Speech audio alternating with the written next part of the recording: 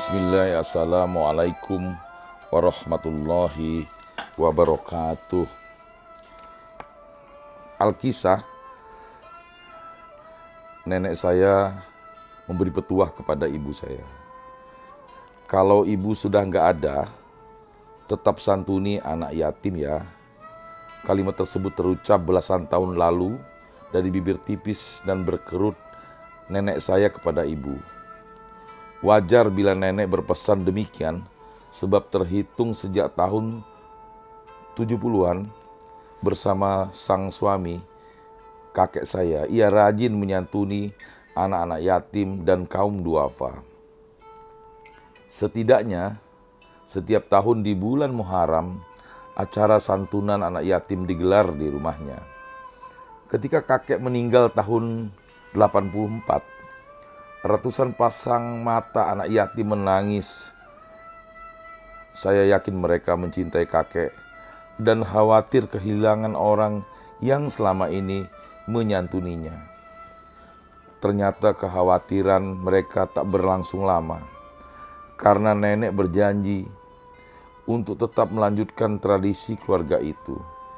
Sayangnya, sejak seluruh keluarga nenek pindah dari Jakarta ke Lampung, entah siapa yang melanjutkan menyantuni anak yatim di Jakarta itu. Nenek saya menyantuni anak yatim, tetapi tentu anak yatim sekitar rumahnya di Lampung. Puluhan pasang mata anak yatim pun menangis sedih saat nenek meninggal di tahun 98. Sebelumnya nenek berpesan kepada semua anak-anaknya agar tetap menyantuni anak yatim. Jika kita tak punya uang, ajak orang lain untuk menyantuni anak yatim.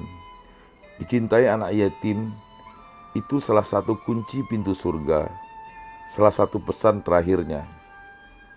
Tentu saja tak satu pun anak-anak nenek berani mengabaikan pesan tersebut. Dan hingga kini tradisi ini masih terus berlangsung. Meski kami sering tak tahu harus mendapatkan bantuan dari mana untuk menyantuni anak-anak yatim, janda tua dan kaum duafa di sekitar rumah. Tahun lalu, menjelang bulan Muharram tiba, biasanya ibu mulai direpotkan dengan meminta anak-anaknya membuat proposal permohonan bantuan. Semakin dekat bulan Muharram, ibu semakin panik. Terlebih jika belum satupun permohonan mendapatkan jawaban. Saya tahu persis kekhawatiran ibu. Ia tak ingin malu kepada anak-anak yatim dan janda tua itu jika mereka datang ke rumah dan tak mendapatkan apapun. Karena tanpa diundang pun mereka sudah tahu jadwal pemberian santunan itu, yakni tepat tanggal 10 Muharram setiap tahunnya. Ibu tak ingin membuat mereka kecewa. Biar sedikit, yang penting tetap ada harapnya. Muharram tahun ini juga sudah tiba. Seperti biasa, ibu pun tetap sibuk mempersiapkan segala sesuatunya. Memang tidak pernah ada seremoni dan adegan foto pemberian santunan. Anak-anak yatim itu hanya datang untuk mengambil haknya. Sudah itu pulang. Namun, ibu masih terlihat resah. Belum banyak bantuan yang didapatnya untuk membeli sembako dan sedikit untuk mengisi amplop kosong. Semua anak-anak ibu sudah membantu, bahkan membawa proposal permohonan bantuan itu ke kantor masing-masing. Dalam keresahan itu, ibu berujar, cuma satu keinginan ibu, yakni dicintai anak-anak yatim. Ibu ingin saat meninggal nanti, ada anak-anak yatim yang menangis. Itu berarti mereka mencintai ibu. Dan sambil menghitung dana yang ada, ia pun berpesan, persis seperti dulu nenek berpesan kepadanya. Jangan putus amal keluarga, tetap santuni anak yatim. Saya bisa menangkap kekhawatiran ibu dalam dua hal.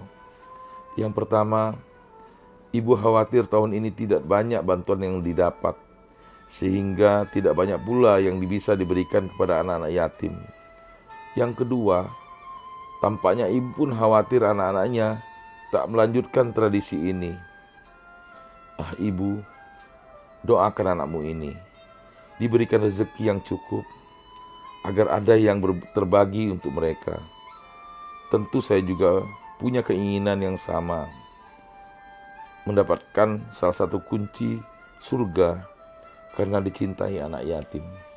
Sahabat mercusuar hati yang berbahagia, narasi ini mudah-mudahan akan memberikan inspirasi kepada kita di dalam kita menyantuni janda-janda tua, anak yatim, kaum duafa. Karena itu adalah salah satu tugas mulia yang diberikan Allah kepada kita agar kita peduli, dan itu adalah kunci surga. Mudah-mudahan cerita ini bermanfaat untuk kita melakukannya, sehingga kita menjadi manusia yang semakin baik dari hari ke hari. Lebih dan kurang mohon maaf. Billahi taufik wal hidayah. Wassalamualaikum warahmatullahi wabarakatuh.